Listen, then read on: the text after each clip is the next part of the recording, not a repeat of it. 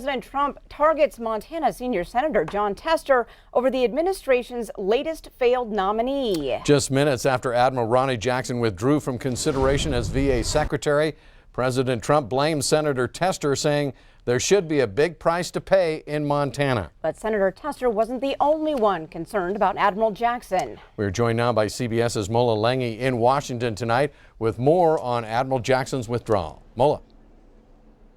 Oh, well, Jay, Janelle, good evening. While Admiral Jackson has withdrawn his nomination, he is still pushing back against these still unproven allegations, insisting that they are false. And of course, President Trump continues to back him up.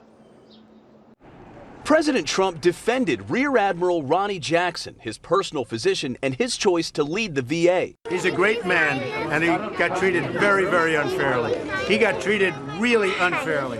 Jackson withdrew his nomination after Democrats published accusations from some of Jackson's colleagues. The unverified allegations include charges Jackson created a hostile work environment, accusations of excessive drinking, and that he improperly gave out prescription medications such as Ambien and Percocet. There's some mean people in this town, and just because somebody accuses you of something up here doesn't mean that it's true. President Trump singled out Democrat Jon Tester and said there will be a political price to pay for scuttling Admiral Jackson's nomination. There was nothing, absolutely nothing political about any of this. This is about our veterans. It's about our veterans absolutely, unequivocally, and that's where my focus moving forward. But support for Jackson's nomination was weak even before the allegations were made public. He would have faced a real uphill battle even without any allegations, simply because of lack of experience and qualifications. President Trump says he already has another nominee in mind, someone with more political experience. Well, while Admiral Jackson is no longer in consideration for the VA position, he does remain physician here at the White House. Jay, Janelle?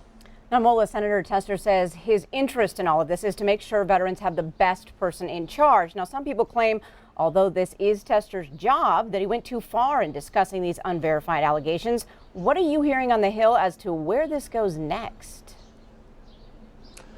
Where it goes next is, if history is any lesson, and if you take the president at his word, in the short term, Tester will very likely become a political punching bag for President Trump. Also in the short term, of course, the VA will remain without a permanent leader until someone is nominated and ultimately confirmed. But in the long term, what no one wants to see on the Hill and really throughout Washington is for this position, this VA position, to become some sort of political football. It's one of the few positions in Washington and really the only one in the president's cabinet that does not typically get caught up and bogged down in the petty politics of this town. VA nominees typically get broad bipartisan support through the confirmation process and while they serve at the behest of the president.